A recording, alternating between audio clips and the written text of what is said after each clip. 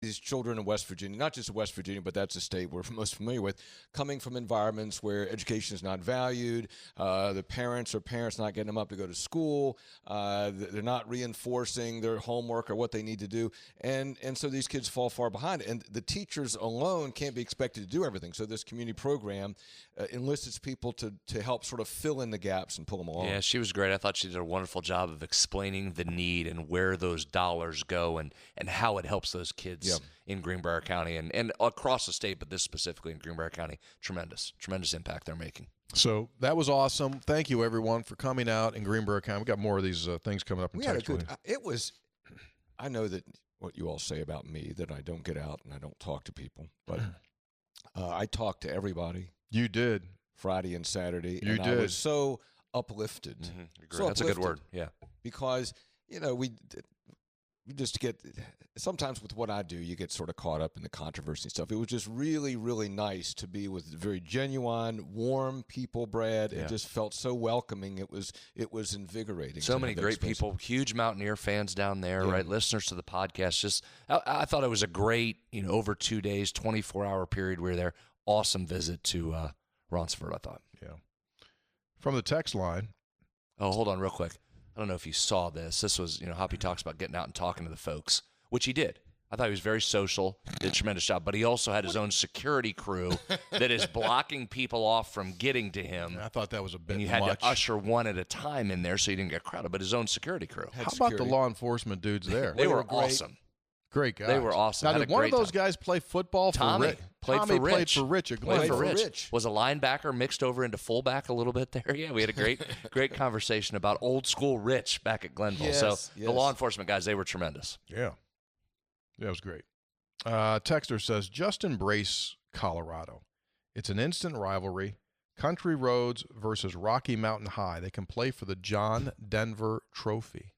Now, that's something. Think about that. Why wouldn't you, when Colorado, West Virginia play for the John Denver Well, Trophy? I think you go further. I mean, there's the connection to Texas Tech, so it basically becomes a commander-in-chief trophy where it's 3 different prongs, right? I mean, you got Texas Tech's got a John Denver involvement as well. Yeah, so commander-in-chief type of trophy. John Denver-in-chief trophy. Gary from Beckley writes, kudos to Kevin Jones. I feel he's elevated himself to the greatest of all-time Mountaineer squad. He puts them in there with Jerry West, Rod Thorne, Ron Fritz-Williams, and Deshaun Butler. Yeah. Jerry West, bar pretty high. Kevin was really good in that TBT. How about nights. I mean, he's a dude. You know who else was pretty good? How about Heard That? Oh, they got a shot. They got a shot. They do have a shot. Well, sure they do. Hey, Hoppy, did you have anybody on from Heard That on your show today? I had Travis Jones. I'm efforting John Elmore. Oh, good. Did you hear what he said, Brad? He's efforting John Elmore. You know what I'm doing? Are you efforting? I'm going to come in and get him tonight. That's fine. I'm going to spite Hoppy. Isn't it about time? No, it's all about Hoppy. I think that's one thing we learned this weekend. What? On this trip. What? It's all about Hoppy. When we got there at that house and we went in there and you said, hey, Tony, my bag's in the back of my car. Would you get that for me? and then when you said, and make it quick, I thought that was totally out of character. You thought that was I thought that was a bit for? much. Get that and make it quick. By the way, where's my water? Where's my lemon water? Texter, I get a small dose of that West Virginia camaraderie almost daily here in Chicago. I'm almost always wearing some type of WV gear, and I now expect someone to comment on it daily. These are random people I pass by on the sidewalk or stores. For example, today I'm walking down North Broadway and in my Chicago neighborhood, Lakeview, when a young man I was passing on the sidewalk said loudly, "Go Mountaineers!" Per Scopes, there's always a West Virginia connection. Again, enjoy your weekend. Hey, 3 guys, Jim in Preston County. I loved the Quincy Wilson episode. I will never forget watching the run. When you put your shoulder into the defender and hurdle him 5 yards, epic. Great episode. Wish him nothing but the success, except when he plays my West Liberty Hilltoppers. Thanks for all you do, even for Hoppy when he decides to show up. That was nice. This is Jim in Charleston. I just wanted to let you know that Tyler, Tucker County, Kennedy Consolidated is alive and well. I've read some good articles from him this week in the Gazetteer Mail, and in Friday's paper, readers got to see his smiling face. Good to have some new blood at the paper. Are they still publishing? I thought they moved the Sunday paper to Saturday. Oh, but they still publish the paper. Oh yeah, well yeah, they don't publish every day, but the big thing was they just went from Sunday. The Sunday paper's on Saturday now. Oh, I got you. When was it? Taylor have a column or something with this picture in it? Or? I don't know. I did not see it. I'm sorry. You ever notice that when you were like young and those guys always had their picture in their column? And then when you saw them in real life, you realized the picture had been taken 31 years earlier and they look nothing like that picture. Actually kind of what my picture looks like on the website. Texter, Ben from Pittsburgh. With the bar exam being done, I decided to look up what to expect in the officer training school I'll be going through, the Army JAG Corps. It appears it's quite possible I'll be encountering a wild boar during land navigation. So I was hoping Scopes, as an expert boar slayer, could give me some insights on how to defeat a boar without a firearm. Did he just drop in that he went to law school? I was like, by the way. And now he's going to the JAG Corps. That's well done, Ben. And he's going boar hunting, but he might not be able to use a firearm. How do you think Tony was successful? I'll go ahead. I mean, Tony, you can jump in and give your thoughts since you were the actual on the hunt. But I would say is the way to do it if you want to follow Tony's blueprint is just make sure this thing is sleeping or been heavily drugged before you get there. Yeah. And then you'll have a good chance of making sure your shot hits directly and achieves the goal. Yeah, exactly. Fair? Yeah, fair. I mean, he was running around, but then the sedative kicked in. Yeah, we're just getting him while he's taking a nap. Go ahead. Multiple shots. Missed. Saw a thing yesterday. Got an elephant. What? Elephant ran away from the circus in Calabria, Italy. Oh my gosh! In Calabria, province of Calabria. It's all over the news. If you look up elephant, Italy, circus, you'll see it come up. So the elephant takes off in Calabria. I mean, it's a small little town. Sure. And he went to a supermarket parking lot. He was walking down the road. You see it, Hop? Yeah. Big old elephant. And finally, the folks from the zoo, the folks from the circus. Walking down the street. Yeah, just walking down. They got video. People in their cars just laughing like heck. Giganta. They said Giganta, Elefante. Yeah. So anyway. Elefante. It's good. A mutual friend of ours that's in Calabria right now. We'll have to reach out and see if he saw the elephant. Yeah. Seriously, somebody's driving down the street, and the elephant just took the exit. He walked to the supermarket. Elephant's not in a hurry. No. Good to see everybody. Leisurely stroll.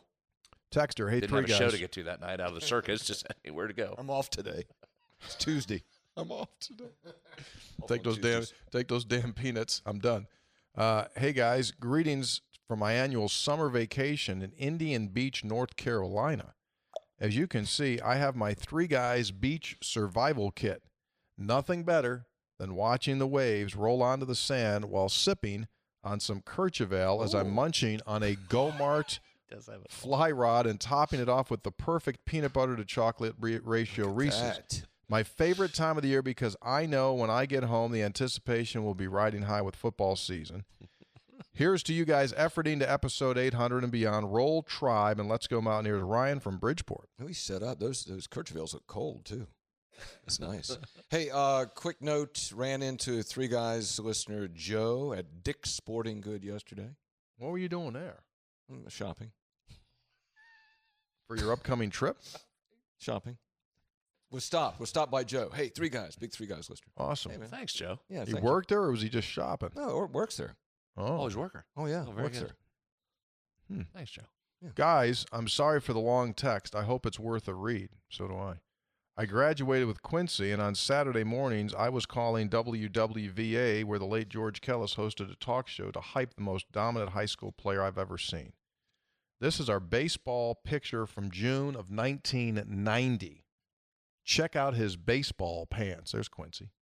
It was never in doubt what his destiny would be. He had big calves back then. As you also mentioned, 2 other good men.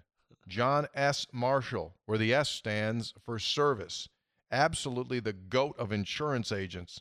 Nothing like the guys that Tony disparages from time to time. True. We ran into a couple insurance agents during our visit. Yeah, we did. Greenbrier County. Yeah, we did. They talked to him? I don't know. What's that? Did they talk to you? Oh, I talked to him. Okay. Mended that fence? The dude with the blue shirt. The guy with the blue mountaineer. Blue on. It was gold and blue. I don't know which. Anyway, The other was TV Ted Valentine. My buddy Corey and I started working at Woodview Golf Course in New Cumberland in 1996. We're making $2 an hour cash with unlimited golf and food. Ted used to live, this is Teddy Valentine's talking about, Ted used to live in Weirton, spent his summers playing in a skins game with retired mill workers. Ted started taking us up to the scrambles as his ringers, and at a tournament in Wellsburg, drunk competitors started harassing us. That was right after Ted had assessed Bobby Knight not one but two, but three technicals in one game. Is that true? Yeah, it is true. Oh, that was a huge thing. Gave him three? Led to his demise in the Big Ten. Ted didn't work in the Big Ten after that. They booted him. All three justified? Oh, absolutely. Ted's never missed a call. Anyway, Ted walks over to these guys who are drunk and harassing us and said, I'm going to end up in the media again, this time for whipping your asses if you don't stop harassing these three young men. They never said another word, and we won the tournament. One more thing. Quincy may have gotten some NIL money in 1999. What? Mountaineer Park bought Woodview and hired a new GM, the local state senator who just happened to be instrumental in expanding gambling. There are some that felt this perhaps was a political NIL deal. I was transferred against my wishes out of the pro shop and onto the grounds crew. At first, I thought maybe it was political because my grandfather had run against him for mayor of Weirton and lost in '91, but then I realized something much bigger was at play. My replacement was none other than Quincy Wilson. My shift on the grounds crew was usually over by the time Quincy got to work. And let's just say we spent a lot of time having fun and hitting golf balls on the range, and no one ever gave Quincy a hard time about it. So Quincy got the call into the pro shop. This guy got booted back down to the grounds crew. Well, you know. Probably for Quincy's buoyant personality, probably sold some of those highly priced shirts in that golf. Quincy was the guy who could run the ball. Yeah. Texter.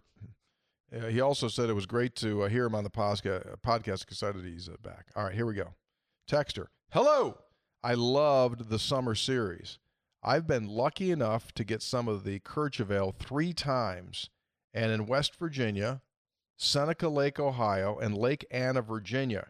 Here are a couple pictures sharing it with my brother-in-law, Brian, at each lake on pontoon boats, of course. Excellent. I hope you guys are still efforting to get the Kercheval to the northern panhandle. Robin Benwood. He's got 3 different pictures of him and his bro drinking Kercheval all over the doggone place. Well done. How'd they get that in Virginia? Good work, Rob. They drove it down there. He picked it up here and then went down to the lake and brought it with them. Oh, okay. I'm sorry. I thought he bought it in Virginia. Nice. Very nice. Excellent. Thank you. Haven't heard from this cat in a while. Our boy Jason in Tulsa. Hey, guys, on my way to Vegas again while enjoying the Quincy Wilson episode. I saw him on campus once. I remember thinking his quadriceps were like giant redwoods. It looked like he could leg press a full-grown bush elephant. By the way, on my previous trip to Vegas... big on the show. Big today. By the way, on my previous trip to Vegas, I cashed in event number 74 of the World Series of Poker by finishing 513 out of 5,272 players. And I also cleaned up in the cash games, so WV was well represented. Nice work. Yeah. I also took Brian Harmon at 150-1 to win the Open. Oh my. So that worked out pretty well, and he says, tongue cluck. 150-1, that's right. Nice hit. There's a slip. There's a slip. Nice hit. Brad, that's a nice hit. Yeah. I mean, how do you, that's just a West Virginia guy, just play it. Good job. Yeah, that's already says Jason avoiding Vince Wolfork, juking Sean Taylor, and trucking Brandon Merriweather on my way to the end zone. Yep, that's pretty good. Love the show. Did he bet $25? Is that what he bet? Yeah. Well, so what is? I won 3,700. That's our guy. It's nice as you're headed to Vegas. Yeah. Yeah, that's you're probably just shut it down, come home. Staked you. Yeah. Jason continues. P.S. Post-travel update. While I was getting off the plane, the guy sitting next to me decided to finally ask, "Are you a WVU guy?" Seeing that I was wearing a WVU fleece and a WVU shirt, I said, "That'd really be something if I wasn't, wouldn't it?" He said, "Dude, I'm a frog." TCU person. To this day, hands down, the best tailgating experience I've ever had was in Morgantown. I did shots of moonshine out of a bowling ball, and that was somehow the worst part. All I could say to him was, well, yeah, we're professionals.